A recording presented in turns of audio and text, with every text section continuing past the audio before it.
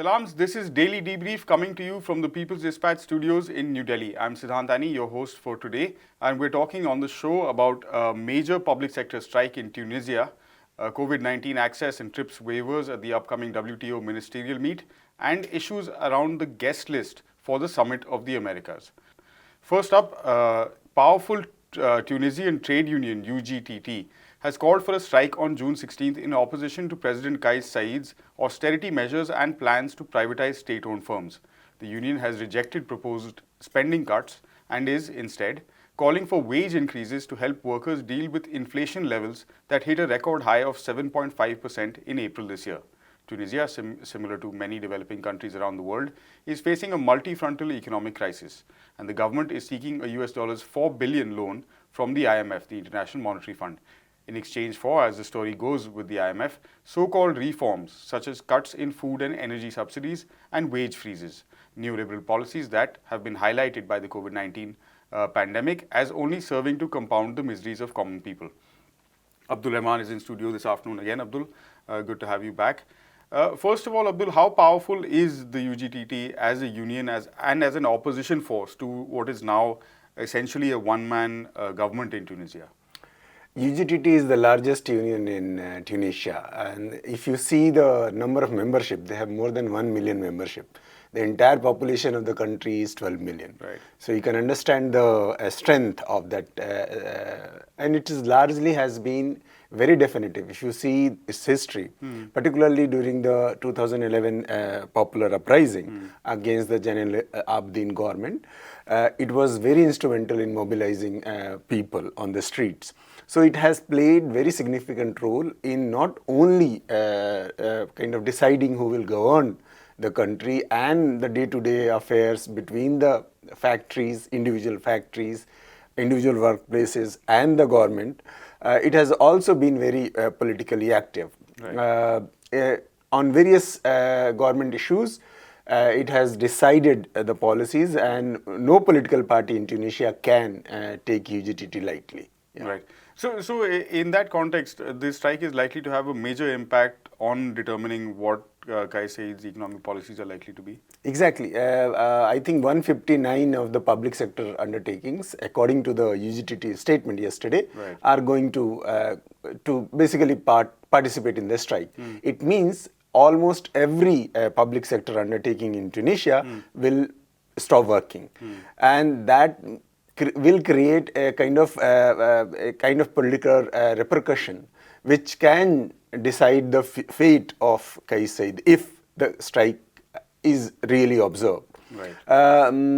Given the fact that the large number of political parties in Tunisia are already opposed to Kais Saied's government because of the kind of political decisions he has taken. Last year on July 25th, he dismissed the government at that time. Later on, he dissolved the popularly elected parliament, and he has basically said that he will not follow the 2014 constitution, the constitution which came into existence because of the popular uprising in 2011.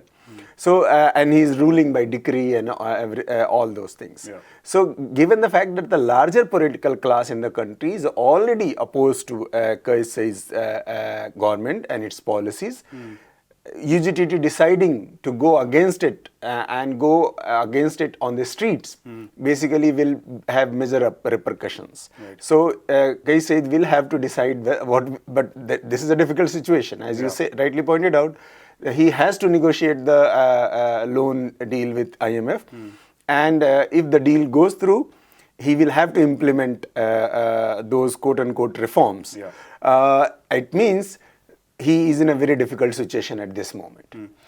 In the context of, Kais Saied has also said that he will be introducing a new constitution to the people of Tunisia, which will come up for referendum very soon, actually. So in that context, how are we likely to see the political ramifications of the strike unfold? As I said before, for example, the Tunisian Worker Party and in Ahada, which has formed a new front called National Salvation Front to oppose the proposal to make new constitution, the so-called national dialogue, which is ongoing. Yeah. UGTT was supposed to be the part of it. Out of the 4 unions which were recognized, it was one of the unions which was to be part of it. UGTT refused to participate in it, claiming that this is a unilateral move. Right. And apart from that, other political parties are not invited even for that so-called national dialogue. Right. So, given the fact that Kais Saied has already alienated the major political parties, their popular base from its so-called political reform processes, and the economic policies are also being kind of seen in a hostile manner now, at least in terms of the larger unions. It seems that the referendum is going to be one of those popular, in terms of participation, a major disaster. Right. I think the 21 days assigned to for the national dialogue, there are political parties, even if in favor of the national dialogue, are saying that this is a very short period, Right. and nothing can be decided about the fate of a nation in 21 days. So there are many problems, the way the Kais Saied government is dealing with the political issues, dealing with the economic issues, dismissing all political class as corrupt and inefficient, is basically kind of making himself isolated and away from the any direct connect with the people, and that will have that will create problems for the Tunisian politics. Yeah. Right. Absolutely. And so June 16th potentially then a major turning point date as far as that's concerned if this strike goes on as planned. Thanks very much for that update, Abdul. We're moving on now. Top decision makers of the World Trade Organization will meet in a little over a week. The bone of contention for the ministerial conference is the TRIPS waiver proposal for COVID-19 drugs. Tabled in as far back as October 2020, the proposal would let member states suspend intellectual property rights temporarily. Its goal is simple, letting more people access COVID-19 medication and therapeutic devices, including vaccines. But high-income countries have been diluting the proposal. Rich countries that earlier backed waivers are making U-turns. The United Kingdom and the European Union propose, and I quote, voluntary sharing of IP and patent-protected drugs. Health and trade activists say a watered-down waiver is meaningless. The WTO patents regime severely limits access to drugs during the access to drugs during the pandemic to the poorest countries. For more on this, we spoke to Anna Vrachar of the People's Health Dispatches. Anna, thanks for taking out the time to chat with us today. This is a discussion that has been ongoing at the WTO for a while now. Has the stance of the rich countries like the UK and the European Union changed at all when it comes to these waivers? Simply put, no, it hasn't changed one bit, actually. And the meeting that they're about to hold in Geneva next week, so it's the ministerial conference that was supposed to happen in November 2021, and which eventually got cancelled over the appearance of the Omicron variant. But what we are seeing now, and what we have seen in the 6 months that preceded the ministerial, is that rich countries are still very opposed to anything resembling a proper TRIPS waiver when it comes to COVID-19 products. That they're quite prepared to oppose it and to block it in any way that they can. So, of course, we have. I think that also here we have spoken about how 4 countries, and that was the EU, the US, India, and South Africa, actually met in a small group, which was called the Quad inside the WTO. They did so over the course of the months, and they discussed the TRIPS waiver separately from the other WTO members. The interesting part was that recently, a couple of months ago, actually, a version of the TRIPS waiver, which allegedly came from this group, was leaked to the media. But afterwards, it was only backed by the EU. And this version of the TRIPS waiver was quite heavily criticized from civil society because it basically leaves very little of the original proposal in.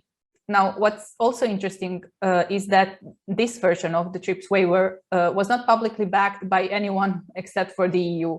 So it's quite indicative that it's actually something that the EU wants to table and not so much the other members of this small group. So what we are looking at now, as the discussions progress before the ministerial, is that the EU, along with the UK and along with, in part, Switzerland, are still doing everything that they can to strip the TRIPS waiver of any significant purpose that it would have had in the original version, and basically push what they want to see in. Now, what they want to see in is quite problematic because it's basically it's even worse than what the currently existing mechanisms and flexibility gives us. So, right. Passing a TRIPS waiver, which is actually more conservative and more and closes the space to sharing more, is not only, of course, it's not useful, but it's actually harmful for the pandemic response that should come up in the next months. Right, and you mentioned civil society.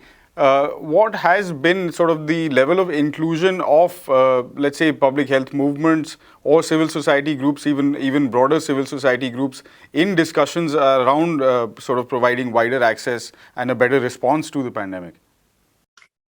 This has also been quite contested in the last weeks and months, and especially because as the WTO continues to discuss the TRIPS waiver, it's also discussing other things. And among these is a non-binding political declaration on COVID-19, which deals with issues other than what's being discussed in the TRIPS waiver. And during this process, countries have been very close towards civil society. And so here I'm mostly talking about countries in the global north. So in the EU, the UK in particular has been under heavy criticism from its own civil society because they have not been open at all, one bit, towards civil society groups and health activists coming forward and sharing their views on what the UK stance should be.